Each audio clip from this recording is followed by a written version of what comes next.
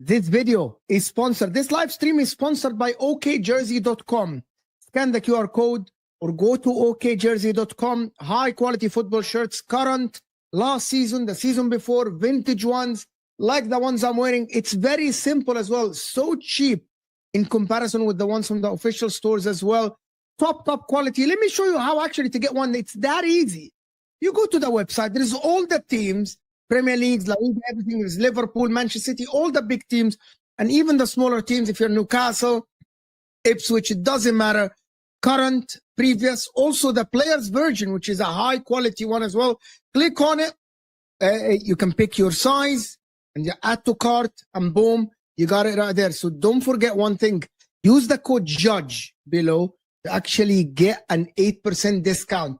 The code is JUDGE. Head to OK Jersey. Scan the QR code to actually get your discount and get your football shirt now. And now, let's go back to our live stream. Bismillah ar-Rahman ar-Rahim. Hello, people, and welcome to Footy Judge Mode. It's going to be one of the most calmest shows. Always say that, and then it turns out to be not, actually.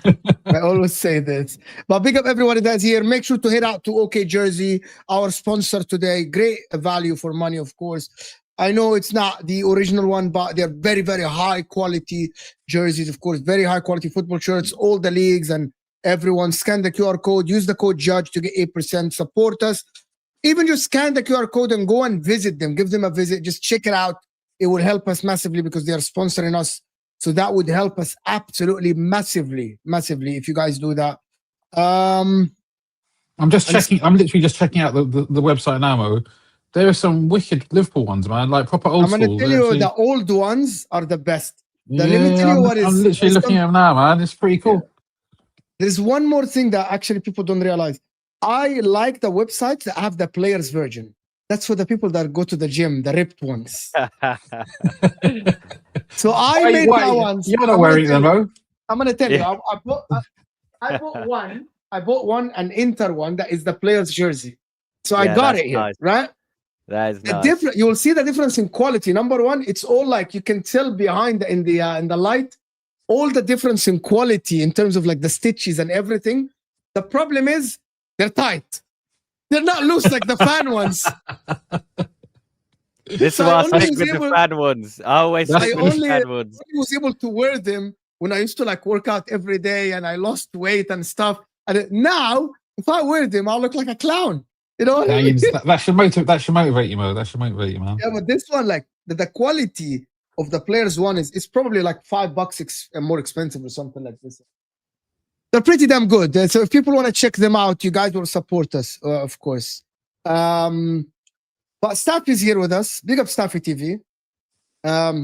Romario had something. What did you say? Romario's like you had a stick to pick. What does that say? I had a bone to pick with Staffy because when we met, get in line, brother. Get in line. Well, what's the issue? You won't be the first. You definitely won't be the last. You won't be hey, the last. listen, brother. I don't know how good your memory is, but I was getting lectured by Staffy and Sam about Mikel Arteta a few weeks ago when I made my debut.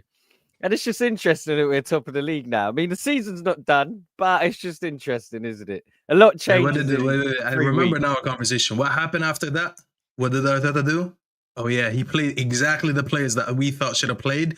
And you won I games, agreed with and you. Now you got chest and you're coming to us. So you're welcome. Yeah, we were right. You're welcome. I told you, give him time. He'll learn. Let's see. No. What you said is... All right, so here's the thing. Give him time about Arteta's fucking crazy. This is what Romario is doing right now. It's like someone is cooking something the wrong way. And I'm like, yo, if you don't do it this way, you're going to burn the food. Romario's like, no, I trust him.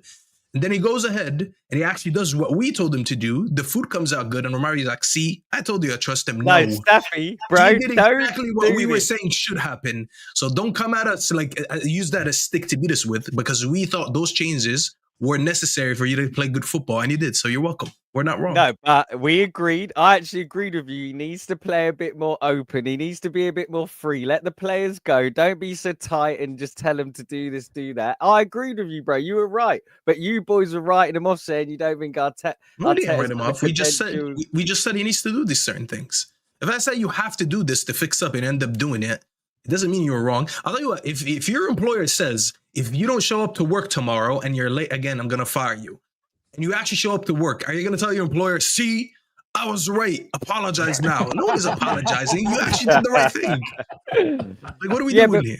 Yeah, but bro, against Newcastle, we go a goal down. He played a midfield that some might argue wasn't very expansive. And then obviously we played West Ham. He goes super open, starts Eze and Odegaard. But the Newcastle game, you couldn't say his tactics were much different from the Liverpool game or the City game. And we scored 2 set-piece goals, which, because when you win the game and it's against Newcastle, we scored 2 goals from set pieces. So no, but you played amazing against Newcastle. I don't care if you scored from set pieces, penalties, goal kicks. You played amazing. John Obe Mikel disagrees with you. Thinks that Newcastle dominated and will bring it for 80 minutes.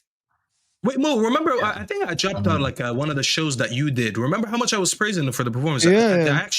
I put a video on my channel and I actually labeled it Arteta Masterclass. That's how impressed I was with that game. It was quality. That Newcastle game was probably... I thought it was 10 out of 10 coaching. Yeah, it's one of Arteta's best away games. We all know it's a tough place to go, St. James's Park. And yeah, Arteta done well. But Staffy, to be fair, we'll call a truce on it for now. I need to go look back at the tapes to see what was truly said. But yeah, Arteta's cooking. He's cooking, and he's cooking it right. Don't worry. The word, see, that's, I think, to be honest with you guys, I didn't want to only, by the way, the last stream we spoke the most about Liverpool. This is the problem with some Arsenal fans. You guys take it to the next level. Like, he's cooking. Come on. Like, you get my point. Like, he's cooking. Like, my player is world class. Declan Rice is, nobody's better than him. He'll gain any midfield in the world. Saliba's better than Van Dijk. Gabriel is like this. Saka's that. I think the problem is that not only you, that I'm not saying you do that. Yeah, but that's the problem. Like, let me give you an example. Gunnar Souls on Igal's channel literally said what I'm about to say, guys. And I was speaking to this Osam on MHF. He said that, by the way, Declan Rice might go and now he's going to have a conversation with Steven Gerrard. And I'm like, what? And the problem is the rest of the panel entertained the idea. You know, do you know what my clip? I saw that clip. Like, it's my problem is entertaining the idea is my problem. Like, yeah, but Mark, I wouldn't entertain that. I wouldn't entertain. So I'm not saying. I'm giving you an example. I'm giving you an example of. So I want to know what's your issue with that. I want to know what's your issue with it. For me, yeah. Because simply, do you watch Declan Rice and you think he is remotely close to Steven Gerrard? No, it's not what I think. I just want to know your thinking process behind it. That's all. I think I'm not catching you off. I think if you sit down, for example, if I sit down and say, by the way, Saka's great, by the way, at the end of his career, bro, that guy might be speaking to Messi. Yeah, that's a little bit diluted, even though, I mean, I'll be honest, Gerrard is not Messi of his position, but I get what you mean. Do you think the Savage, difference that between is- Saka and Messi is the same between Gerrard and Declan Rice? No. I mean, Saka's closer to me than he is to Messi, if I'm being honest with you. So it's like, Yeah, the gap between Saka and Messi is quite large compared to Rice. Saka's closer to me than he is to Messi. Look, it's difficult to generalize, right?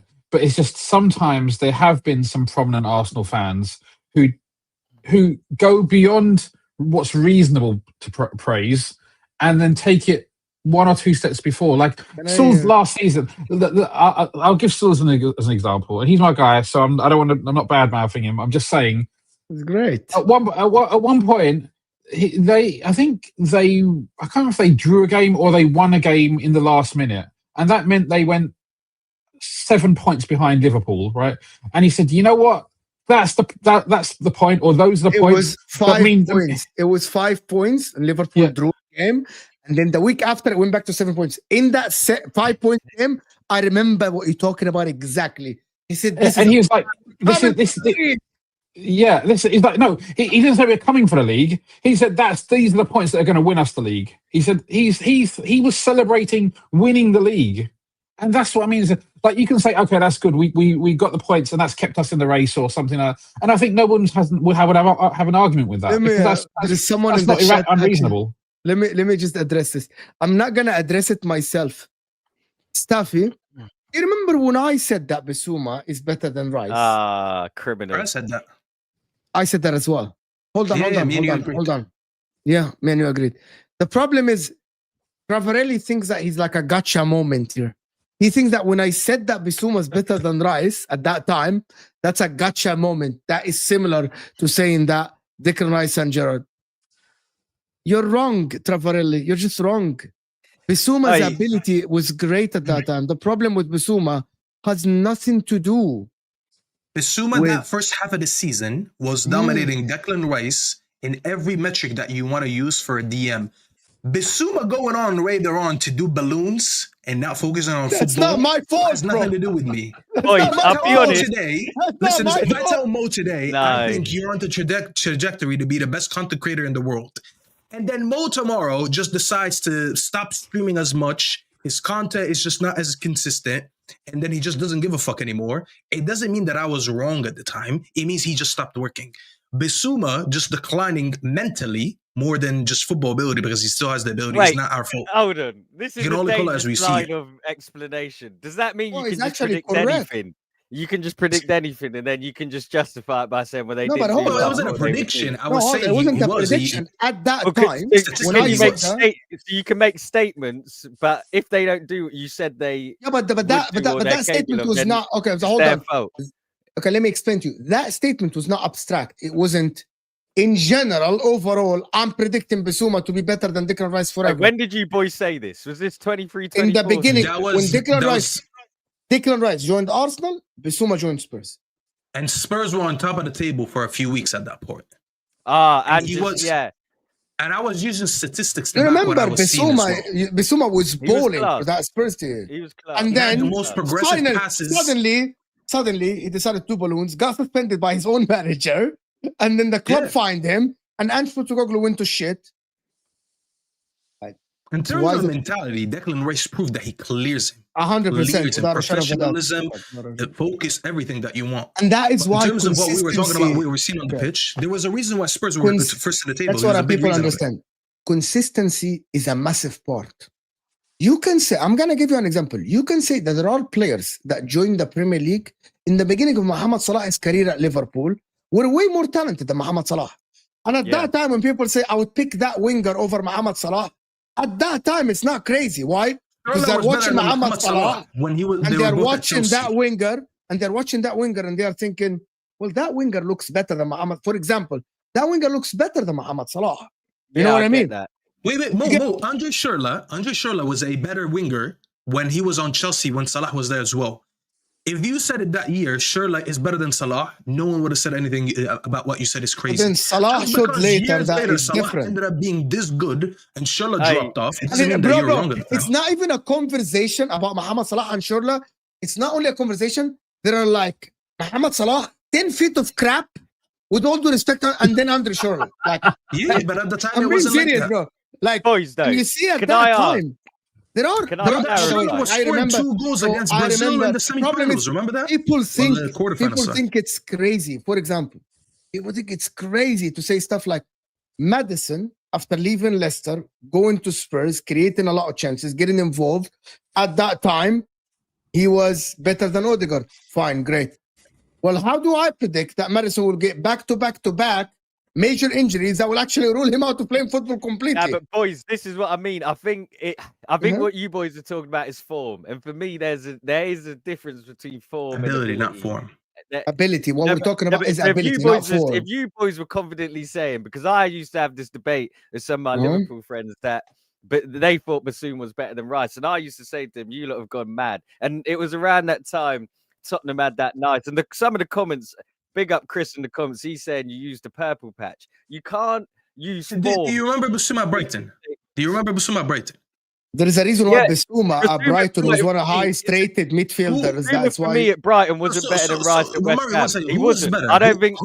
Rice at West Ham. I'd rather West Ham Rice than Bassouma Brighton. No, but hold on. That was going to be my question. Can I respond to this quickly? Just before? And that is, I think, the false premise that Arsenal fans said. The reason why. I'm gonna explain to you. I'm gonna explain. Can I 101? Wow, can I explain to you? Okay. Oh, man. Listen, I'm gonna teach you something about me. I never say a statement without explanation. You might disagree with the explanation, or you might prove me wrong, and I'll raise my hand.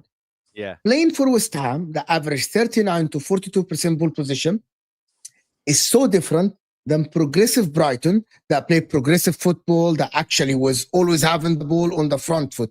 That most likely, or more likely, not most likely, will translate into the top teams than the player, for example, Tarkowski, Harry Maguire. Yeah, but the false premise there is to then say that Declan Rice wasn't a ball-playing midfielder, right?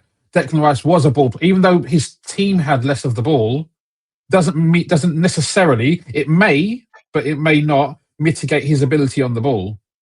He could still be a ball-playing midfielder in a team overall that has less position, just because all the players around him just aren't capable of keeping the ball.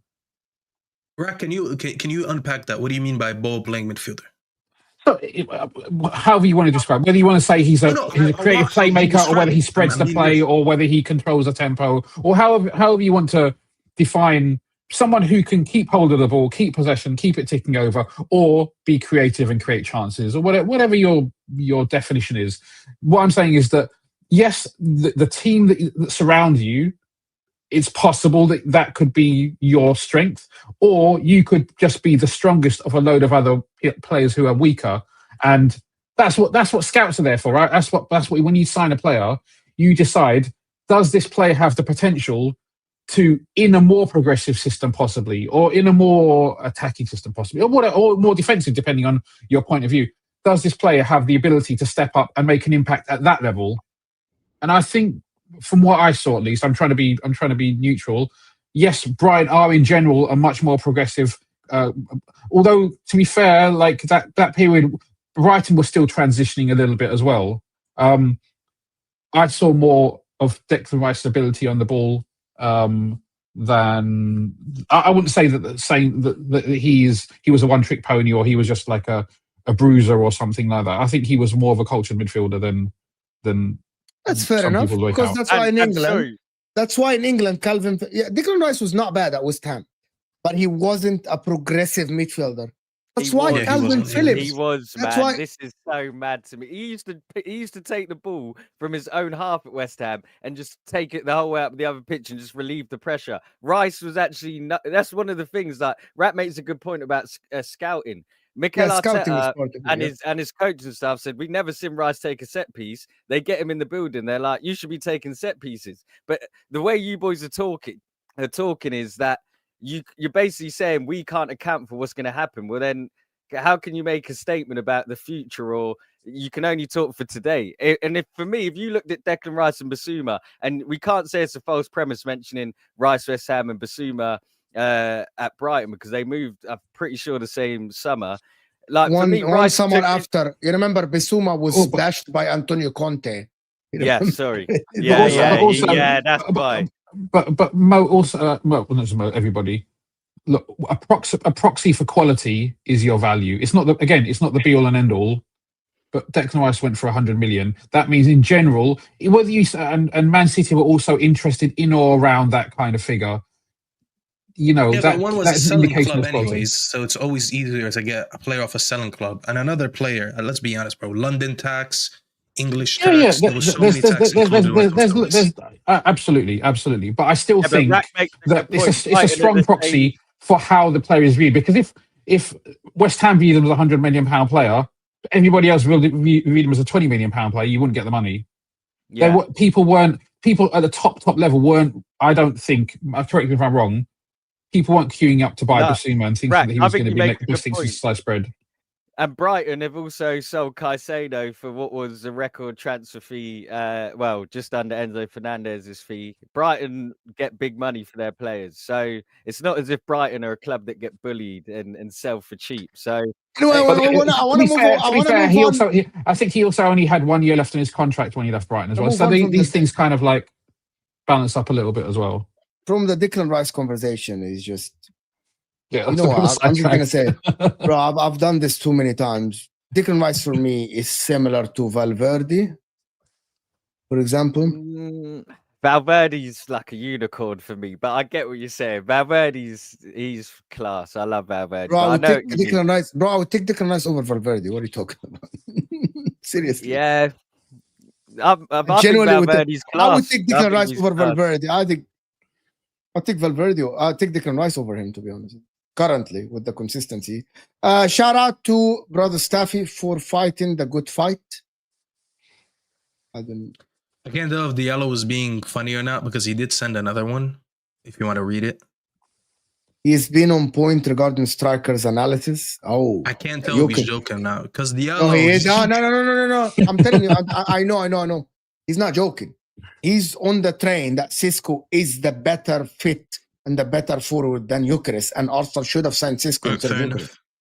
And by the way, he has been this all summer. He agrees with me sometimes and he bashes me. He has been saying this all summer, just to let you know. Extra red. Thank you so much for super chat. Stop the cap, Mo. Usually the comparison starts from rival fans. Then you say we take it too far when we defend our players. Come on now. So tell me, who brought Gerard to the conversation with Rice on the Eagle stream? Can someone tell me? Do we think someone on Eagle stream brought Gerard? Anyway. So I don't. Sometimes, okay, was Eagle... Okay, I'm going to give an example, and I like my guy Eagle. He did a show with me this morning. Did someone just poke Eagle to do starting 11 with Real Madrid? Did someone like compare nobody poked the guy to do that combined 11. No one did.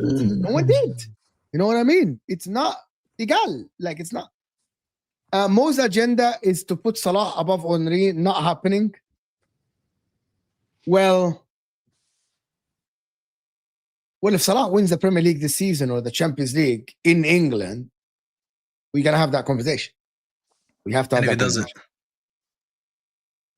He's on the same table, but I'll pick Henry ahead of him. No, but this, I don't really understand the obsession that Arsenal fans have about, Thierry Henry's, miles ahead. It's the last bullet. I know. All I'm going to say, look, I think Henry was better than Salah, right? But Salah is in the conversation. Like, for people who say there's no chance, I'm sorry, you're an idiot. Like, I can have Henry 1 and still say Salah is close to him.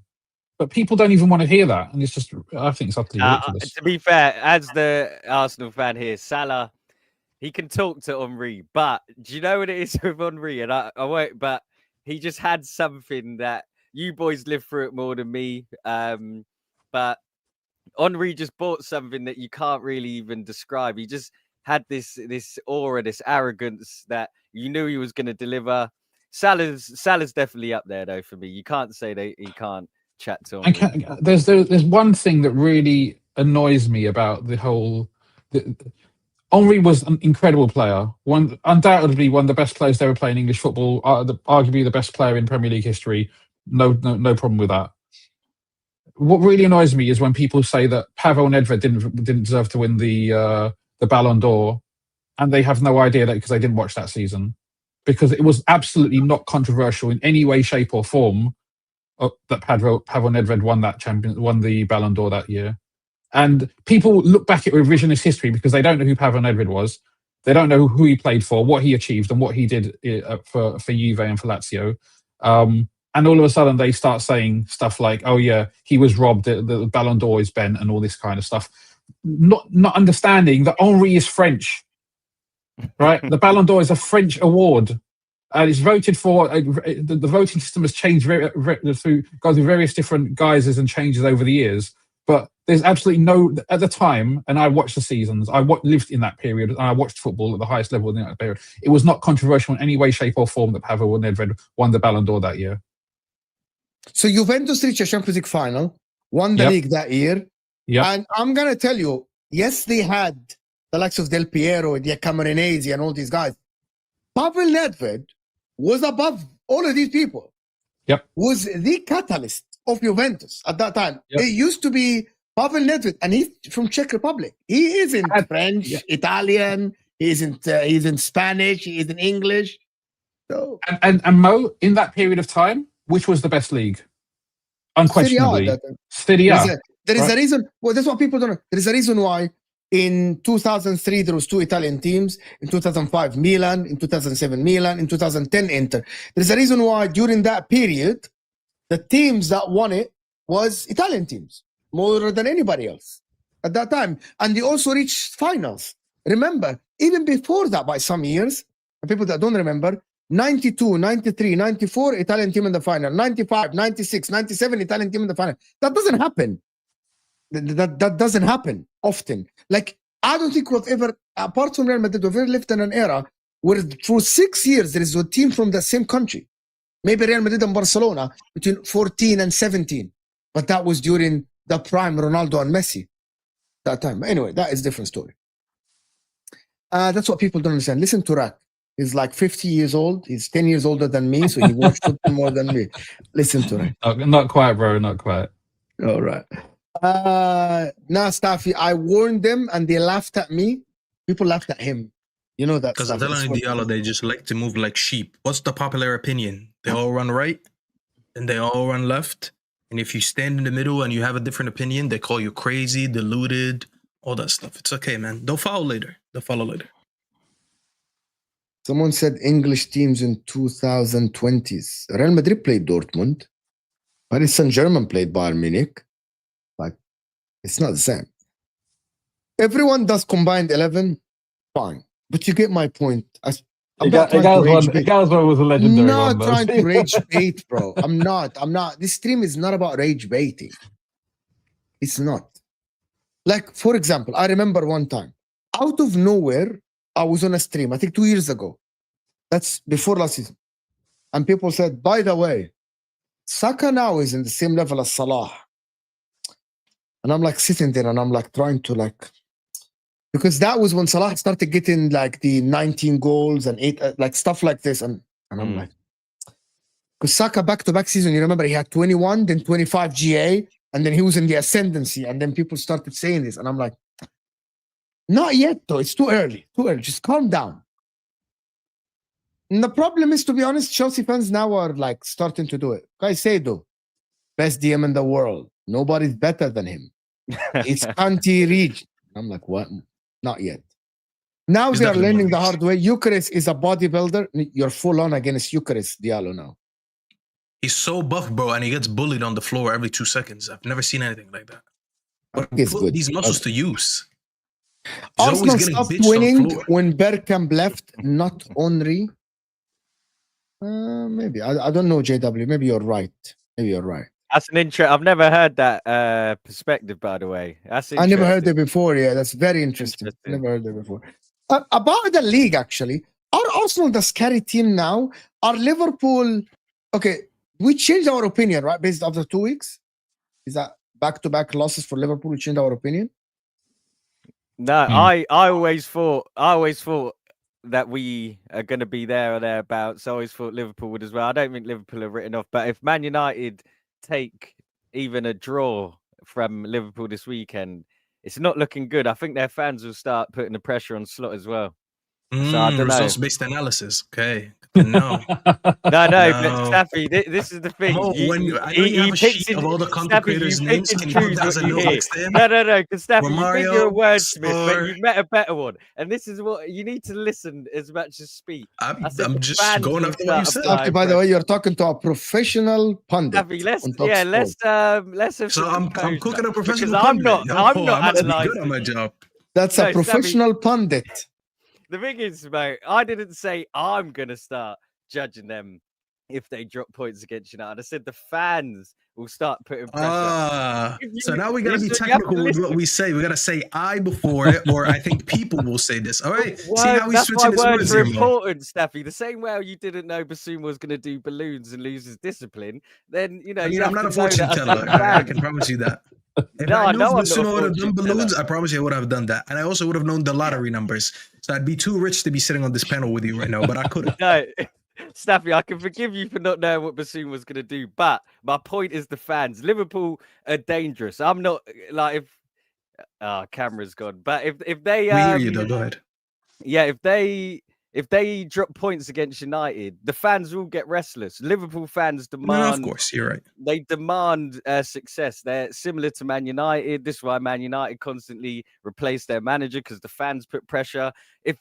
Sir Jim Ratcliffe is kind of new to it, where he's not succumbed to the pressure. I think if Sir Jim Ratcliffe wasn't there, Amorim might have got sacked a long time ago. Arsenal are notorious for being patient. But I have to ask you the tough question.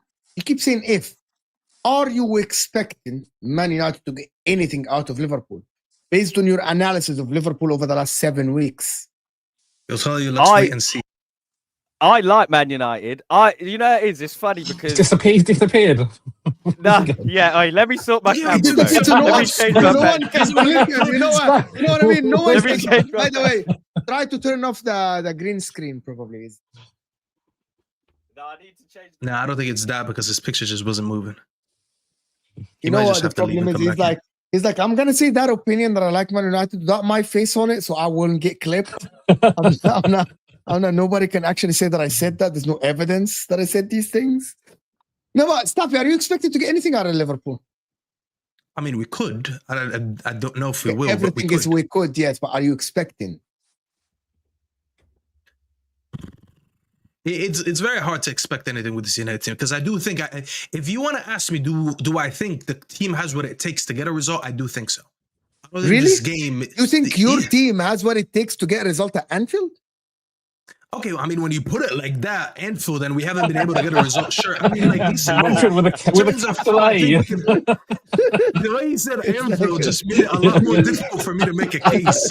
What I'm trying to say is, I think this team does have what it takes to get a result in a game of football against Liverpool. I mean, when you put Anfield, the atmosphere, the fact that we haven't won there since God knows when, I mean, sure, now you could say all that. Whether I'm going to predict it or not is irrelevant, but I do think uppercase A, capital A, Anfield with a capital A, bro. So here's the thing: the last 3 games, none of them were at home. So I can't even build a case and say, "Oh, they just lost at home." They did it. They lost 3 games away. But I do think Liverpool hasn't been as good as people think. A lot of people just don't want to talk about Liverpool in a certain way because they had the results. Unfortunately, fortunately for me, God gave me a brain. And I can actually use something that is not results-based analysis. I can actually use my eyes and look at teams play football and say, regardless of the result, this team is playing good, this team is playing bad. I don't think Liverpool have been playing good. And I do think that anyone playing Liverpool right now, not just United, they do have a chance to get a result. We've seen Palace do it, we've seen Galatasaray do it, and we've seen Chelsea do it most recently. And I do think there's a formula to go at this Liverpool team. The reason I can't predict it is because I have minimal confidence, if anything, in this manager. I saw Maresca put a very good game plan against them. I think if you're managing to press their back line in a way that Maresca did, force the ball playing to come out of Konate rather than Van Dijk, like we've seen last game, and just cut off the passing lanes for them, and you're just going to see the ball being passed between their back 4 with a lack of creativity down the middle. We've seen that this Liverpool team could beat. We've seen that their fullbacks are kind of weak right now, especially on the Gyokeres side. if you can play good transition against them and you can construct something well, you could take a go at them. And I'll be honest, the performances from Wirtz haven't looked good. The performances from Isak hasn't looked good. There's some kid in Kosovo right now laughing at Isak and Gyokeres because they played 2 days ago and they got a clean sheet against them. There's a kid in Switzerland a week ago laughing at Gyokeres and laughing at Isak because they got a clean sheet against them. So of course it's doable. But if you're asking me to put trust into Amorim, then that's probably when you lose. Can I tell you the truth? Probably coach a win more than Amorim. Can I tell you the truth? Guys, hit that like button. We got over 400 people here in the house, guys, and we're not even on 100 likes. That is criminal. That's disgraceful. To be honest with you, in my opinion, Liverpool are in crisis. If I am the only one. No. The fact that we're sitting here thinking that this Man United team can go to Anfield and get a result.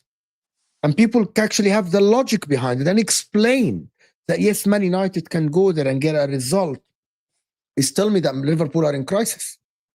That everything that people spoke about Liverpool is true.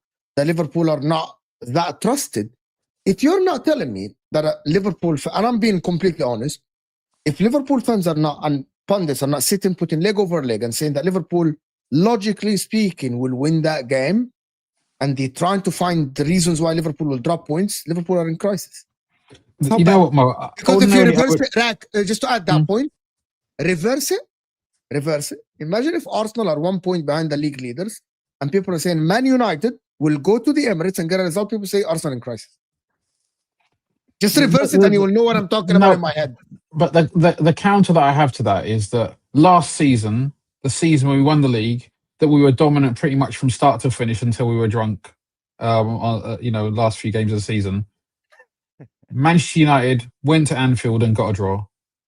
And so you never, with Liverpool, like when Liverpool was shit, when we were really, really bad, we went to Man United and Danny Murphy called a free kick into the top corner. These kind of things can happen in really fiercely fought derbies. So at the very least, I think Liverpool are a man-for-man a better team than United. Yes, we have some imbalances. Yes, Man United away from home, especially this season, have looked vulnerable. They've done okay, actually, I think, at home, apart from the Arsenal loss. But away from home, I think they've I don't know if they lost every game, but even did they beat Burnley maybe in the last minute or something? I can't remember. But Burnley was at home anyways. Yeah, it wasn't away. So, you want to know a shocking stat? The last time we won at home was in March. The last time we won away was in March. Okay.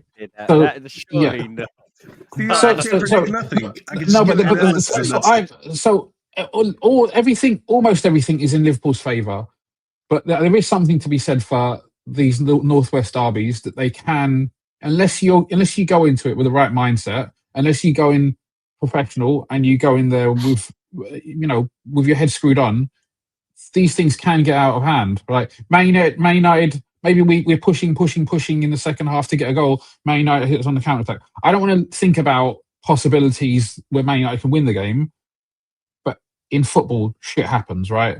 If Man United went to Anfield and won, that would not be the biggest shock in Premier League history. So yes, it would be a surprise. Yes, we're not playing very well. Yes, Man United have an awful away record, but shit happens sometimes. I expect us to win, and I expect us to win convincingly. And I hope we need to put in a good performance, because the good performances have been few and far between this season. But it's not a given. We have to show up.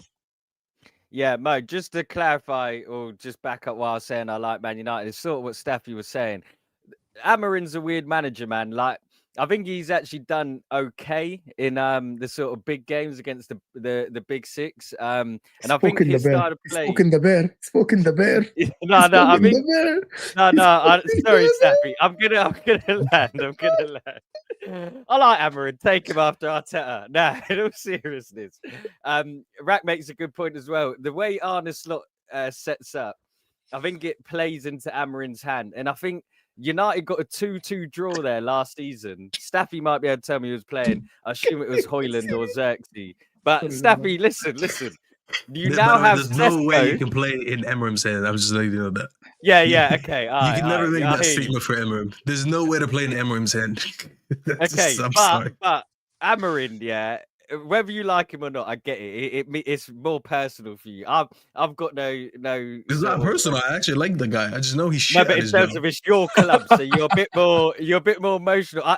The thing with Amarin is he's a nice guy. He could just admit that he's still shit at his job. I'm sure there's a lot of nice people out there that are just garbage at their job. He's been rubbish at Man United, but I think he knows how to get results in certain games, and I think that's how he got 2-2 at Anfield. He would have gotten a result in the Europa League final if that was the case. But yeah, I hear that. It's emotional. I get it. You still. That was a fucking shitty game, and you know that was a shitty game. If you're not emotional about your club, I don't know what you're doing. But listen, do I seem very emotional when I just say that? Like I just said, no, the case, but you have care. Like, I don't give a crap about Man United, whereas you care. So no, but I'd say that about anyone. Like. I'd say that about anyone. That's like me saying like Arteta's very good at winning trophies, but then like the track record just doesn't show it. You can't tell me he's very good at handling big games, but then when the biggest game, arguably in the last 5 years for us, was winning that Europa League final, in terms of at least financially to reinvest in the summer, he lost it. All right, what you got to see, Staffy, is I'm trying to talk Man United up here. I'm trying to believe that they can get a result. No, you're talking up Amarin.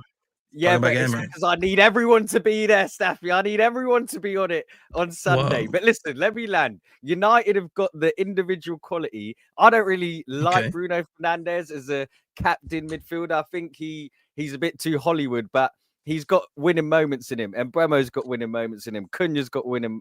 Sesko's looking like he's starting to get a little bit more comfortable. And I like Sesko. I just thought he was too young for Arsenal.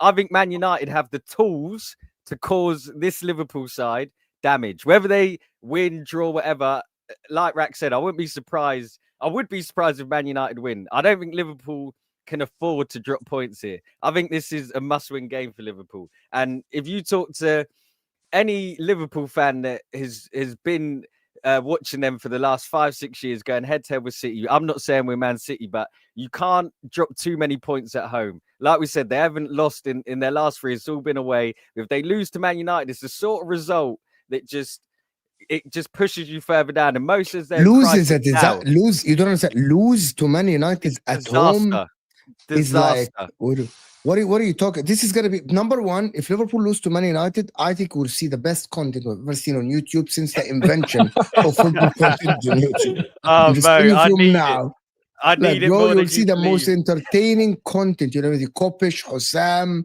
bro. The meltdown will be crazy. Like it will be. Mo, this is what I'm saying. Like Rack says, it won't be the biggest surprise in Premier League history. I get it. Like Liverpool beating Man United 7-0 was quite surprising. But if United beat Liverpool at Anfield, it's not looking good. It is not looking good. Like I really think it's a must-win game for Liverpool. I don't think it's a game you can go into, you draw, and you're like, well, we'll take that. Like similar to Arsenal at home to Man City, everyone was killing Arteta. I came on here, met. Amarim will get a year extension if he beats Liverpool at Anfield. Just that one game will get a year extension.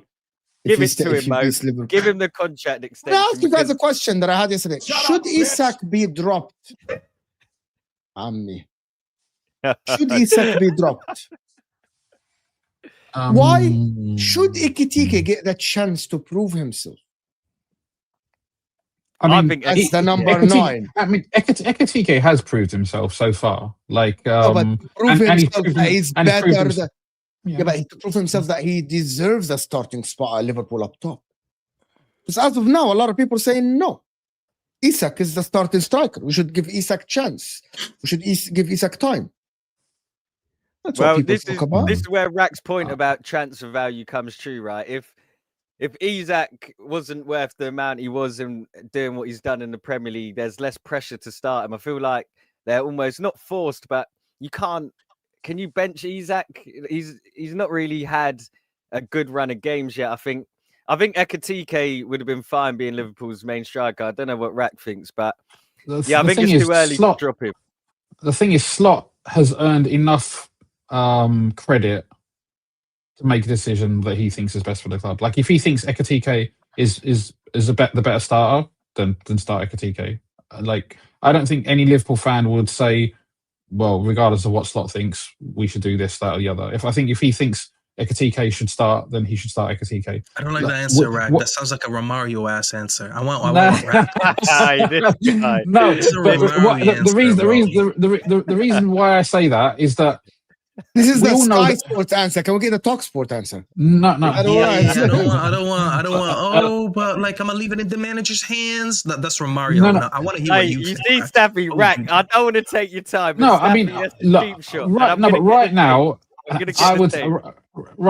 would start Ekitike personally because I think he's shown more of what he's capable of. Do I think that Ekitike, Isak overall is a better striker? I think so. When he's fully up to speed and is playing at the top level, I think he's probably better than him. Personally, I wouldn't mind seeing a formation where Ekitike plays off the left-hand side and see if that works. I don't know whether that's going to happen or not, but I wouldn't be averse to seeing that. And I would start with Ekitike and have Isak come off the bench. That's my opinion. £125 million bench play. Listen, the streets are saying Isak needs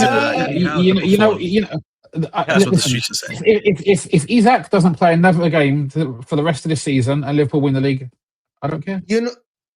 Why? If Isak doesn't play another game for this season and Liverpool win the league, I don't care.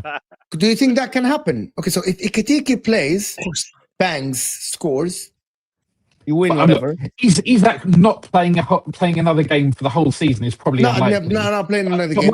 But the point is that Liverpool winning the league is the most important thing. Who's the starting right winger for Arsenal? Right winger, Saka. Who's now the starting DM for Arsenal? What's his name? Zubimendi. Uh-huh. Who should be the starting striker for Liverpool? We've got two exceptional strikers. That's better than having one. That's better than having one. Here's the problem. It's a conversation. Okay. The conversation is like who's the second right winger for Arsenal? Noni. And he's injured for the next 3 months. Yeah, but that's the whole point. The whole point is that's not good. That's not ideal, is it? I know that people like to do this. We all know that the majority of the teams, about 11 to 12 players, we all know that managers know their best 11. If they are fit in a tough game and everyone is fit, I'm playing this 11. Everyone knows that. Like, that is, and by the way, that has always been the case in football. Always. In every single team. Apart from maybe a position. Like, for example, Inter, for example, we had Thiago Motta, Stankovic. Sometimes we play Diamond and we put Pandev on the bench. That is one player. But everyone knew that Diego Milito is the starting striker for anything, even though there was Mario Balotelli. Eto'o is going to start on the left. You know what I mean? That is what Liverpool have with Isak. We know that Isak should be the starting striker for Liverpool. Don't tell me Ekitike is rotating. In a tough game, tomorrow, because of the money, Isak should be the starting striker for Liverpool. Because of the money you spend. Without a shadow of a doubt. But Mo, the objective is to win that game, right? So you need to put the players on the pitch who are most likely at that point in time to win you that game. If you're talking about ceiling right now, Alvarez and Haaland. Regardless of how good Alvarez was, Haaland is fit. Regardless of what the game is, which game it was. Like, it didn't matter if Man City, like, I'm talking about an important game. You know what I mean? I'm not talking about Man City playing Ipswich or Luton. I'm talking about important game. Haaland fit, Alvarez fit. If they have to choose one, we know that the striker who's going to be Haaland. I think there's a bit that's a little bit different though. First of all, both players kind of came in. I think they came in the same. Did they come in the same year or what? Did kind of similar year? Yeah. Alvarez and Haaland, yes. Okay. They did come in the same. And one of them, both of Liverpool players have come in for top money. One of them hasn't had a proper preseason. Both Alvarez and Haaland had a proper preseason. So I get what you're saying, and you make a fair point. But there are nuances that are different between the Liverpool situation and the Man City situation, for example. I think when we're firing on all cylinders, Isak will be our starting striker probably, and then we have to work out where we're going to play Ekitike, whether he's going to play off the left or whether he's going to be rotated or come on every now and then. It's a conundrum, and it's arguably the most interesting or most questioned decision about this Liverpool team, because it's not a normal situation. But again, I to make it work. Do you know? I question Liverpool's squad building. I'm not actually sure. I think you need one more senior wide player, or it's Mo asked a good question. We know who Arsenal's right wing is, who their second is, the striker. But if Salah gets injured, who's right wing for Liverpool? Is it Chiesa? Is it Ekitike? Is it who's Liverpool's backup right winger? Then if Ekitike or Isak gets injured, then you have to play one of them. I just look at Liverpool. That's fair. But I guess the counter to that is, and it's all okay until it's not okay, right? Salah was there all of last season, and we were in exactly the same situation. Now, is it reckless potentially to rely on him for another season? Maybe. Time will tell. People will talk about wide players and say, look, we let go of Luis Diaz and Gakpo, and Gakpo is now our only left winger. But the difference is that Luis Diaz didn't actually play for a left winger for us very often last season. He was like the false nine. It was Gakpo most likely playing on the left hand side. Luis Diaz was the central striker, and Salah was playing on the right. Sorry. So you can talk about their starting positions or where they're most known for as players, but I don't think that's as much of an issue. I would like to see Ekitike play a little bit from the left and see what he can do from that position, because I think he's got the ability to go past people. He's so far shown that he's got the ability to score goals and has that instinct. He can link up play, and maybe that will get something out of what's his name, our left back, because Gyokeres, because he's done okay in some games, and other games he's been pretty shocking. So scary. Look at this. Before I do this, watch Calvin Bassey fists him up this weekend. You're now Diallo fully against. You're an Arsenal fan that is fully against your striker. Do you want him to fail? Diallo, I do what I do for people like you, Diallo. Stop this. You like the little followers, like Stop. Let me ask him. He likes people who agree with him. I hear Diallo, do you want to see this happen, Diallo, or you expect because he agrees with me? It's actually crazy that you're saying this, Diallo. You don't want him to be like this. I think Diallo hates him more than I do. Listen. Echo Falls is saying, Liverpool fans in May, we lost the league because 130 million Isak isn't match fit and didn't unlock 116 million verts. Can we get an expiry date on the match fit gimmick? Like when are we gonna have that expiry on the match fit thing? Like when can we start saying that Isak is now match fit? I would say probably another 4 or 5 weeks max. The minute he bangs it, 5 weeks. What? That stinks. I think that's enough. I think that's enough for him to be up to speed, like fully up to speed. If he's not, did he amputate a leg or something? What do you mean he needs 5 weeks to get up? So he's going to be back playing for Sweden in 5 or 6 weeks. Bro, what 5 weeks? What is this? Listen, Mo, but the thing is, the difference. What I'm saying is it our mistake that we asked for your opinion? But there's a difference between. I'm saying that's what it takes him to get up to speed. But either way, there's no excuses for us. There's no excuses for Liverpool this season. We have to win the league for the how we've invested, how we've built the squad, all these factors. We have to win the league. So I don't care about individual players taking a bit longer to adapt, a bit shorter to adapt. The thing is, we have to win. Mo, can I just say, I know you're doing super chats, but I'm done. This is the last one for now. Mo and Staffy, I know you've seen the memes. He's out with the hands on his knees against Southampton. Newcastle fans saying he struggles to stay fit for long. We all know he's got a extensive injury history. I don't know, man. 125 mil. Let's see, 5 to 6 weeks to get fit. I don't know. The jury's out. Arsenal signed a player for 125 mil? Yeah, bro. Gyokeres played, I think, if I'm not mistaken, before the season started, Gyokeres played, I think, 80 minutes or something, 70 minutes in 2 games. No, sorry. Like, he played 90 minutes, 45 minutes, 45. Like, and I'm not saying that Gyokeres is great, but that match fit thing, the man moved. It's October 15th. he went to your club in the 31st of August. It's been 45 days.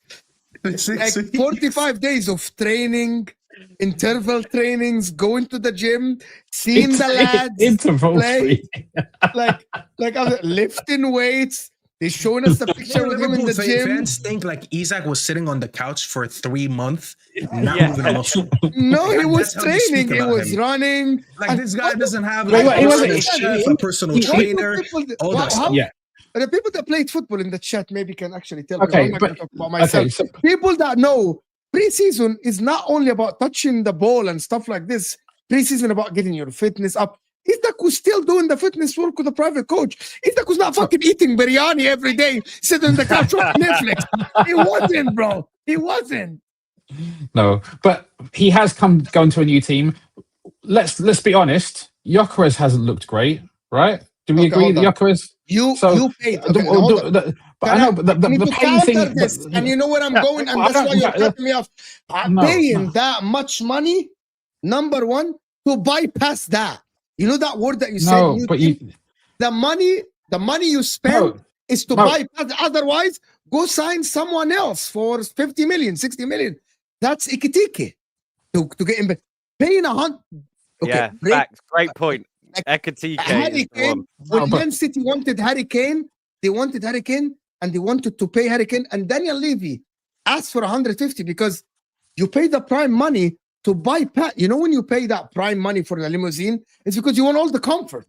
You're not going to fix your car. You buy a new car. Will you pay that money because you don't want to go to the dealership and fix it? You don't want to have problems. That's why you pay the top dollar, because you want to bypass that embedded. He's maybe need that. That's why you pay the break the transfer record. But that's what you may think, but really Liverpool investing that money for the next 6 years to get a player that they think over the next 6 years is going to be one of the best, if not the best striker. So whilst this season is very important, if you're investing that much money, you're not just investing it for this season. I'm saying there are no excuses this season. Whether Isak bangs or doesn't bang, we have to win the league. Right. Yes, Inter spend half this money on any player. I'm expecting him to walk on the wall, bro. Like seriously, bro. Like head down, Spider-Man shit, on the pitch. Like fucking Spider-Man shit, bro. But ultimately, I think realistically, this is how Liverpool are looking at it. And also, by the way, he's coming from the same league. Like it's not like he was playing. He said that to the leagues, though.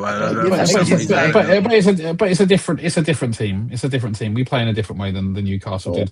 Like that's what people say, that Liverpool are like, you guys are really soft about the players. You guys are really, really soft about the. But what is that?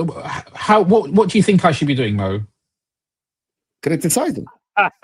What do you mean by criticize him? What should I say? Oh, he's not been good enough. He's not been good enough. He needs to do better than this. Okay, he needs to do better. There's more. It's less than I expected. What I'm saying. I'm going to say everything, and you're going to say what I'm saying. The point is, like, if you want, like, every Liverpool fan or every fan, not just Liverpool fan, because I personally, I think all fan bases are more or less the same, or all fans as individuals we're more or less the same. Some people a little more crazy. Some people will shout a lot more. Some people a bit quiet. Everybody says Arsenal fan. Stop talking about Arsenal fan. Listen, you know what? All fan bases are different because all fan bases think that they're the main character. When they get criticised, all fan bases turn around and say, "See, the media, they hate Man United, they hate Liverpool, they hate Arsenal, right? They think they're the ones that are being criticised." I'll be honest with you. But look, even when this whole David Coote stuff business came out, who hates Liverpool? Huh? When this whole David Coote thing happened, the media was babying. No, I don't think the media. I don't think the media hate anybody. I don't think the media collectively hate anybody. There's no conspiracy theory. Individuals. Man United and Arsenal. No, but you're saying that because you're an Arsenal fan, and Staffy, you may be saying that because you're a Man United fan. Why would I say this? Why would I say this? We used it on Verts, and they said they're being harsh on him. Well, I need to pull up the article again. Yeah, okay. Nicholas Pepe and Anthony got roasted, and they cost not even half. They cost a third of what Okay, Verge cost. but did they get did they get roasted from minute one, or did they get roasted because Nicolas Pepe Look at this. for 5 seasons at Arsenal did absolutely nothing. Wait, Rack, let me read this. When Sancho played for United, they put the graphic of James Bond with his face on it, and they said 007. The Athletic, this is what they wrote 2 weeks ago. The 007 insult. What is it, and why is it unfair way to judge the player? So this is what they did. They said that about Verge. Who said that? The Athletic. No. Athletic Who said that? Who said that? The Athletic is Connor he's O'Neill. a journalist. Huh? Connor O'Neill. Okay, so he's one journalist who's sharing his opinion. Okay, great. He doesn't speak for the Athletic. Great. Why do I wake up and say? Athletic is a group of journalists. Sky Sports are doing a forum, and then they're asking the guy, "What do you think happening with Liverpool?" And the guy's like, "Well, I think the team, we can give them a little bit of a leeway. They are in transition. They replaced too many players. They won the league last season, bro. Last season, they won the league. Fine, great, fantastic. But I agree. I can give them a little bit of leeway. But I've also said today, Liverpool have to win the league. I think it's the opposite. I spoke to Igal, Ram, and Charlie this morning, and that's what we came up with, to be honest with you. Chelsea fans, right, are very snaky about their team. You get them, are you going to challenge? No, but we are in transition. But this player still need to be, but he's young. And the media slaughtered Chelsea. The difference is Liverpool fans are so harsh on their team, but the media pat you on the back.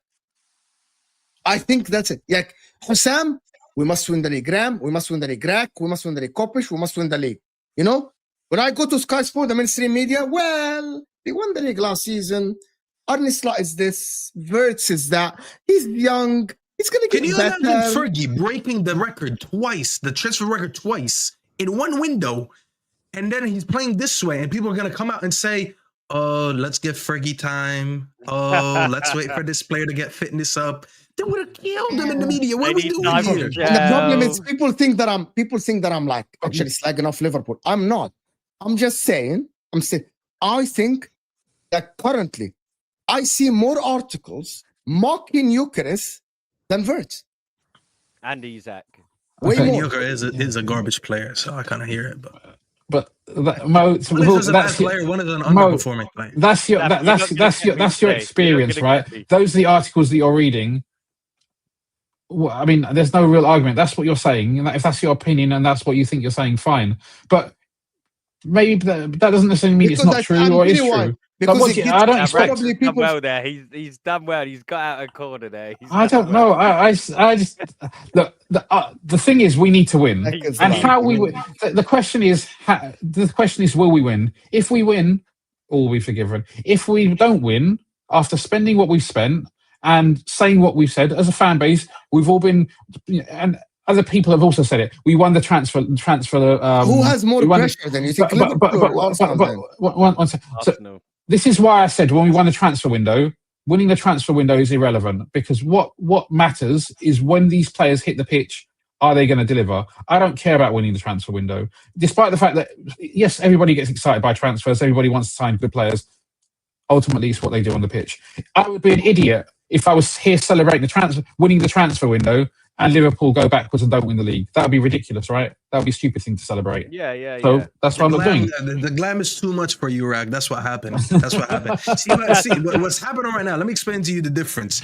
I used to run the red carpet for years, and I used to go there, and the paparazzi are out there, and they take pictures, and they criticize me. Oh, look what he's wearing today. Look how he behaved. Look what he did this. And I've done it for years. And then I was like, you know what, Rag, I'm getting too old for this. Rack, you start running that red carpet for me. I'm too old for this. Rack goes and just one camera flash in his face and he already can't handle it. It's like, oh, this is too much, this and that. I don't care about this. I don't care about that. This is what you get, Rack, when you're the so-called big club in England. Yeah, you wanted to be the biggest club in England. Now you're the biggest club in England. Now you got to do what I was doing when I was out there running the red carpet every year, and I was representing the league. This is what I was dealing with. Now you got to deal with that, and this is what comes with it.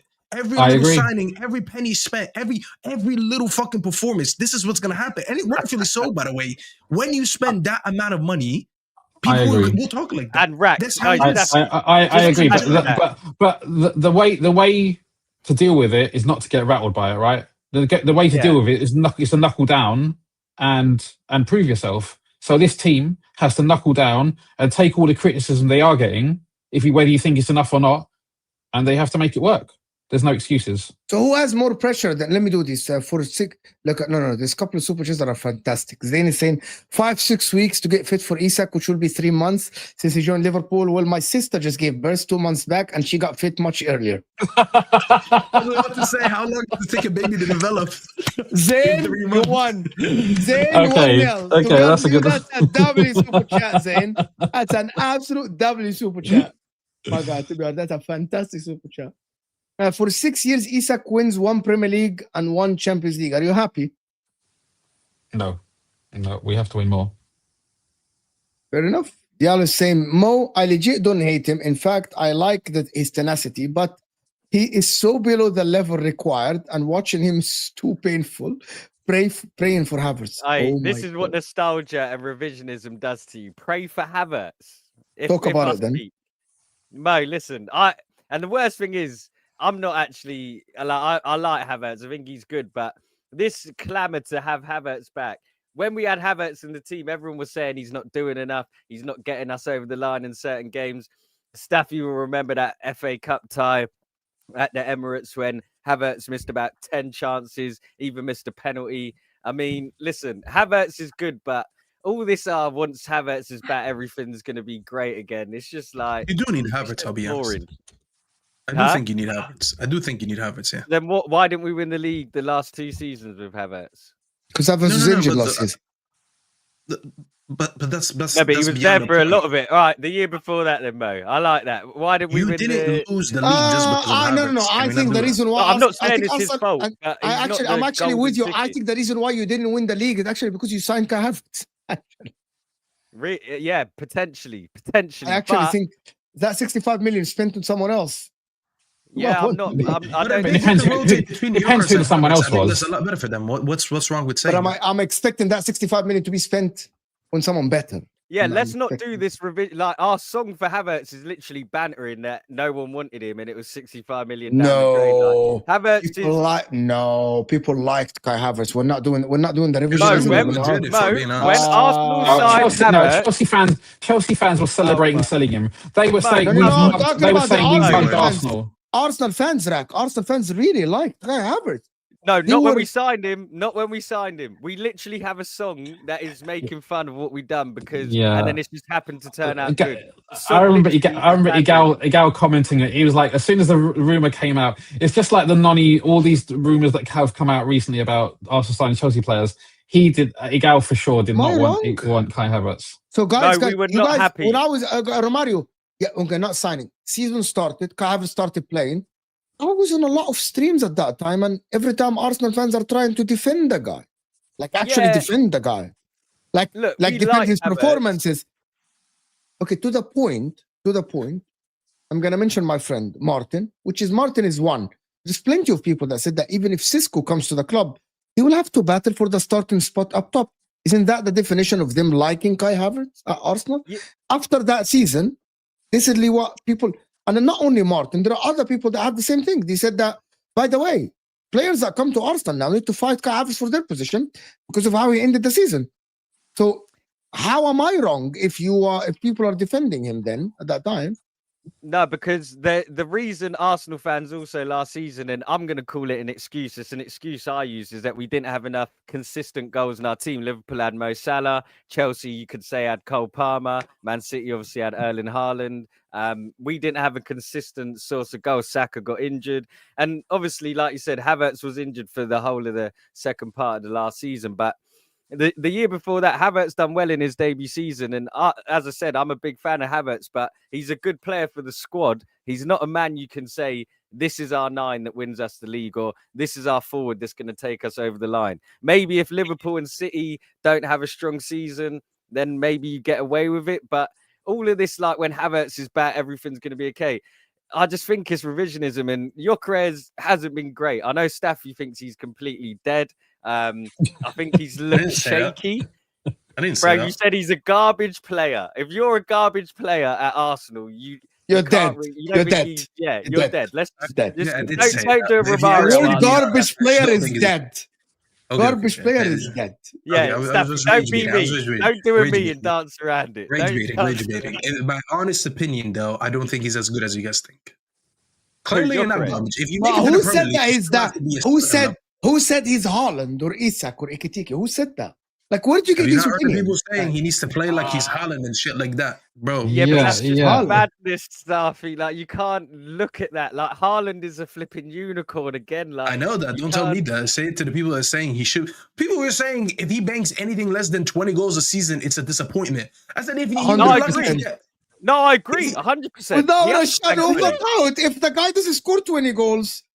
Why would you think he's good enough to score 20 goals unless you thought he's that good? Exactly my point. He's not as good as you think. Chris would score 20 goals for Nottingham Forest. How many times did he do it? There's not that many players who score 20 goals in their Premier League season. Thank you, Rack. It's not an easy thing to do. You can't just rock up and think you deserve it. I'm going to tell you honestly, you play a striker for Arsenal. If you don't score 20 goals, what are we doing? Mo, this is my guy. You play 34 games for Liverpool as a number 9. If you don't score 20 goals, bro, no, but that's what we're saying. It's not an easy feat. No? It's not easy. He should. I think it's easy. I think it should be easy. No, it's not, Mo. Okay, let me ask you this. Mo, over the last 5-6 years, name how many consistent 20 point a season. Stop. Let me finish. Name them. Name how many players have consistently scored 20 goals a season in the Premier League over the last 5-6 years. See, not players. If you're a number 9 playing for City, Liverpool, Arsenal, Chelsea for 34 games, I'm expecting you to get 20 goals. Now I want you to name me the last number 9 Liverpool had. Huh? I want you to name me the last number 9 Arsenal had. Go ahead. I want you to name me the number. I want you to name me. Hold on. I want you to name me the number 9 that played for City before Haaland. I'm waiting. I want you to name me the actual number 9 that played for Chelsea. I'm confused. Here's the problem. When people don't understand this, people come with this narrative to me that, Mo, but it's very hard to score 20 goals in the Premier League. How many players did it? Anybody that plays for these guys as a number 9, Liverpool, number 9, that means the focal point of your attack. That means the guy that people create chances for you. That's why Arsenal bought a number 9. That's why Liverpool bought a number 9. So Salah create chances, conversion rate. Now, Liverpool have a number 9. Arsenal have a true number 9. City have a true number 9. I'm expecting all of them to score 20 goals. At least. So everyone scores 20 goals playing for these teams. When has that ever happened? Not every striker that plays for this team should score 20 goals. Yes, Taffy. But that can't be irrelevant of how good they are, because the question mark about Gyokeres, which again is a proxy, part of the reason why that's a different conversation. Quality is the amount of money you pay for them. That's a different conversation. There wasn't 15 people back queuing up to pay 60 million euros or whatever it was, 60 million pounds for Gyokeres. Rack, that's a different part conversation. That was because he wanted to go to Arsenal. Rack, if he doesn't score 20 goals, that means he's not good enough. Does that make sense to you? Yeah. You get my point here. Yeah. You get my point here, Rack. Like, if he doesn't get 20 goals, that means Staff is right and we're all wrong. He's not good enough. It's not about being right or wrong. But also, talent as well. 20, I can't just say you play for Arsenal. But 20 goals is a lot of goals. It's like, a lot of goals. Not for a starter for the top teams that create abundance of chances. It is if you're not good enough. The question is he good enough? But that's the point. The reason why Nunes didn't score 20 goals because he's not good enough, even though he had the chances to score 20 goals. Are we all saying the same thing? In stone for you? Because the way you're speaking is that people don't understand my point. People don't understand my point. Now Firmino ever scored 20 a season in the Premier League for them. What are we doing here? I explain my point again because it went over your head. If you're a good player that signed for Liverpool and you are the starting striker for Liverpool, that means for me you play 34 games, right? And if you're the starter for Arsenal as a striker and you're the starter of Chelsea as a striker and you don't get 20 goals, or you become a Firmino. Firmino is not a number 9, he's a false 9. You aren't a good enough player to start as a striker for these top clubs. Simple. That's my point. That's what I think we're all saying the same thing. But what Mo's saying is you boys, I think what you were saying was that Gyokeres can't score 20. Well, Mo's saying, well, he should, and if he doesn't, then I don't think he should. And Just because he should be thinks. fucking asked. No. If Arsenal waiting for a number 9 to convert the chances, and Havertz in half a season got 12 goals. If they fucking get a number 9 and it doesn't stop you want me to tell you? Okay, you know what? Let me look at his conversion rate right now because I know it's pretty high. All right, give me one second. Damn shit. If Arsenal all these years waiting for the number fucking 9 and he doesn't score 20 goals, bro, Staffy, do you want me to take it to the next level? If Isak play for Liverpool, and he doesn't get 25 goals, if he starts 34 games, I think that is not worth the money then. 100%. Yeah, but the thing is, Havertz wasn't a clinical goal scorer for Arsenal. I think we can all agree with that. Yeah, he got 12 goals. Yeah, but he also contributed to the attack and brought other players into play. So ultimately, if Gyokeres scores more goals, but Arsenal overall score less goals, that's not a good thing either, right? True. All these things like the compound. Super true. Yeah. However, I mean, but that's not. Everybody knows that, right? Fantastic point, Rack. Now comes the point. But that comes the point. Is Gyokeres good enough for Arsenal? Which is now circle that is the question. To what Staffy said. Is he good enough to be the starting number 9 for a team that was starving for a number 9 to win them the league? Conversion rate is garbage, by the way. I just looked it up. He converted 3 of his 23 shots. That's 13%. That's trash. Gyokeres. It's actually horrible. It's actually horrible. What, this season? You're saying he's had 23 chances in the Prem? Yeah, I just looked it up. Victor Gyokeres' conversion rate varies by competition this season, with a 13% conversion rate in all competitions for Arsenal. Okay, all comps. Yeah, I mean, look, it's 14.3 in the league, 13 in all comps.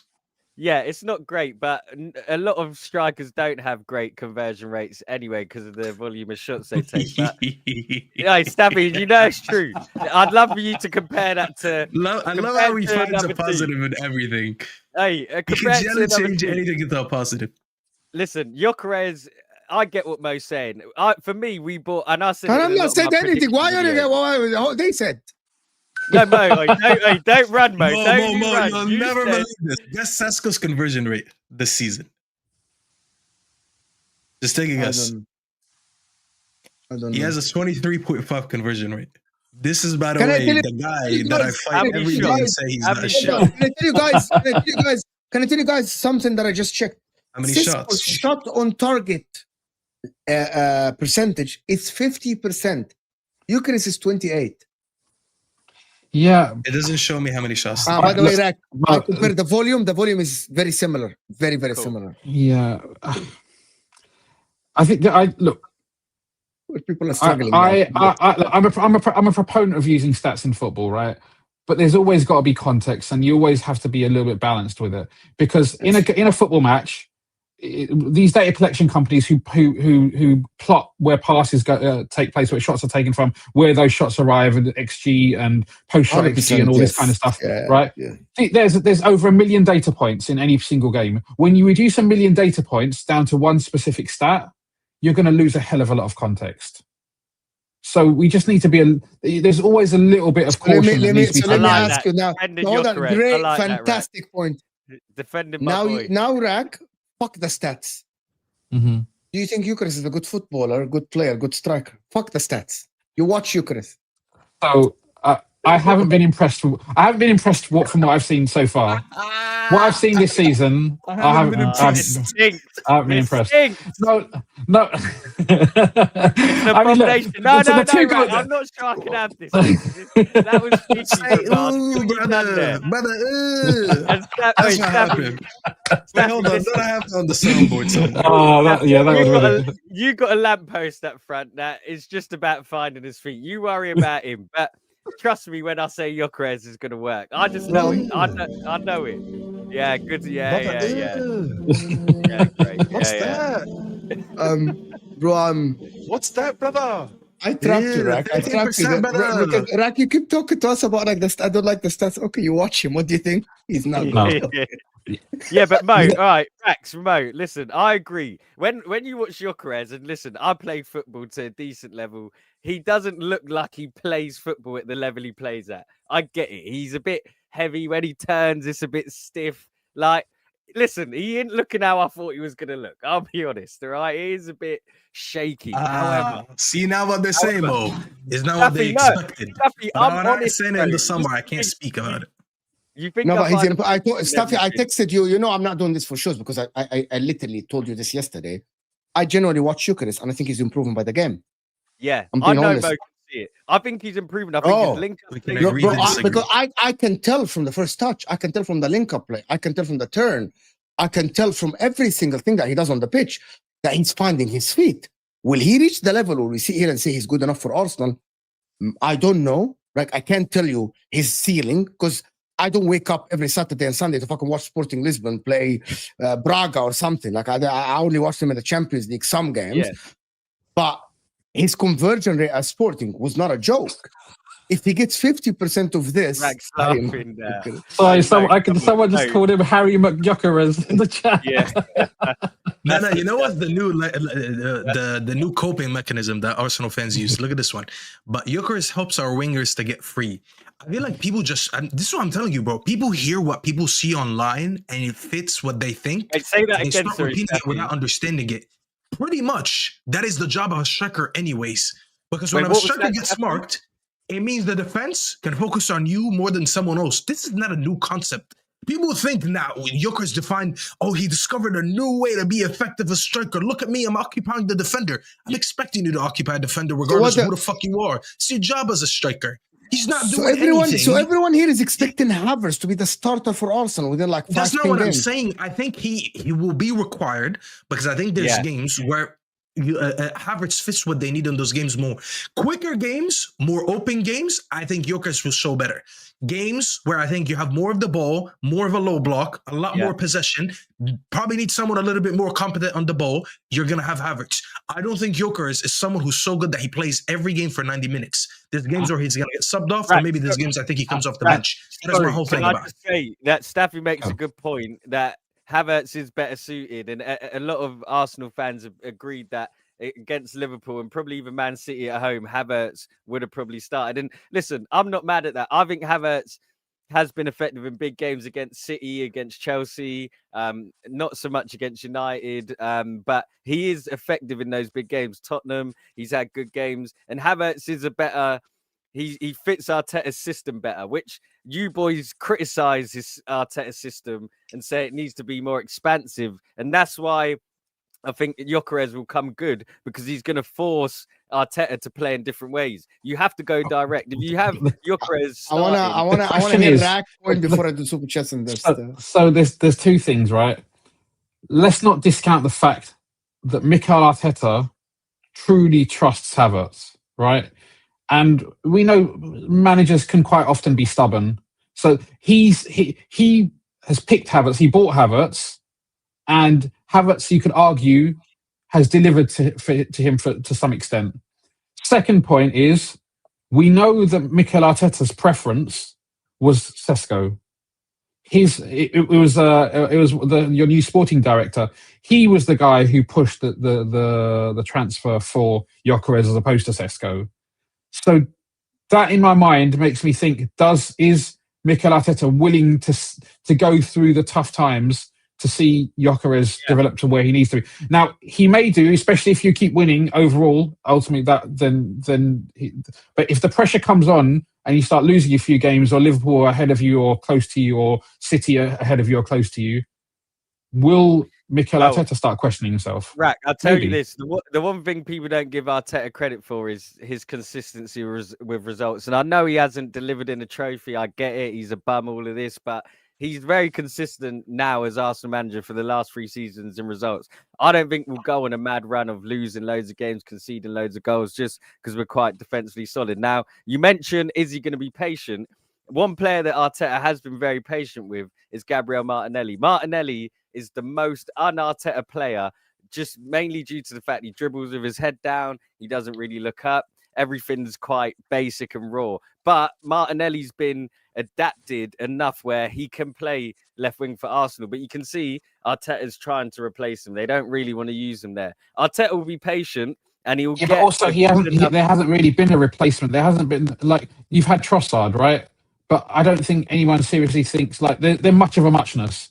So it's not. I don't think up until now Martinelli has ever been really pressured in his position. He's wanted Nico Williams for 2 seasons, but Nico Williams doesn't want to leave Bilbao. Arteta has actively been trying. He wanted Mudryk when Chelsea signed him. Arteta has actively looked to sign another left winger instead of having Martinelli start, and he will be patient with Gyokeres. He will, and whether Gyokeres bangs or not, I hope he does, just so I can come back on here and laugh, because of course. Let me do these, guys, because I gotta go to Ahwa to Osam's stream. All right, what is he gonna do? I just need to know. What is he gonna do? Can I go? Do you want a prediction? Yeah. All right, I'll tell you this. Seeing as you and Mo like statements, I'm gonna go all competitions. Forgive me, but I reckon Gyokeres gets 19 in all comps. 19? Yeah, minimum. Comps. Yeah. Get him the fuck out of here, bro. Get him the fuck out of here. I hear 19. 19. Bro, all this for 19 in all comps. He's on 3 already. 25. I'm saying minimum. You lot are talking like he's a 10. 25. Oh, man. 25 goals. I rated him more than you. I said 16 minimum in the league. You said 19 in all comps. All that just for 19 in all comps. Yalla Mo, wallahi, khalas Mo.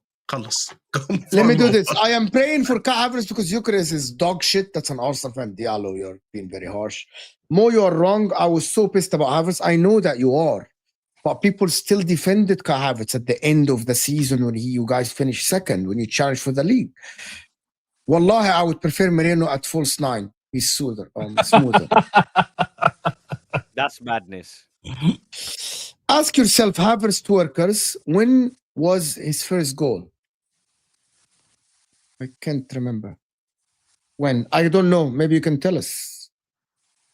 A bit different though, because Gyokeres, his sole purpose in the team, his raison d'etre is to score goals, right? He's not there for link-up play and all the other stuff. You could argue with Havertz's main objective wasn't necessarily to score goals. That was part of it, but it's not his sole contribution. Gyokeres is not really doing much outside of getting goals. He's now doing the link-up play. Gyokeres is a tank at wrestling centre backs. Fair enough. Faraz here, big up Faraz. He loses every fight. I don't get this Havertz slander. People talk as if he's the worst signing in Premier League. Statistically, Arsenal scored more with Havertz as a striker. We didn't lose the league because of him. We had other problems as well. That's fair enough. 100% without a shadow of a doubt. Yes, 100% without a shadow of a doubt. That was Havertz.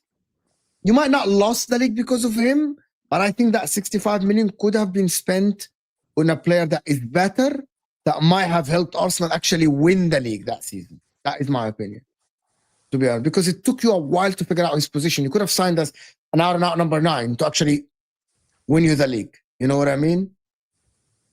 That is what I think. But listen, I want to thank everyone that is here. Of course, Staffy TV in the description. Romario Webster, guys. If you like Arsenal content and you like Romario, his content. I want to say something, Mo. How dare you, before the show, say, oh, I have this Arsenal fan that you're really going to like. I've worked with Romario before. How dare you say before the show that I don't know who Romario is? He's got a bad memory in it, Staffy. He thought we had Uncle Mo, bro. Uncle Mo. He's in his Unk era. He doesn't remember anything. He doesn't even remember what he ate last night.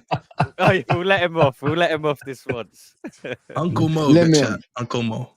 I'm going to see you guys on Al Ahwa. This will take you to Al Ahwa stream with Hamza, Jacob, and everyone. I will see you guys there. Thank you, everyone, for supporting. We're out of here, people.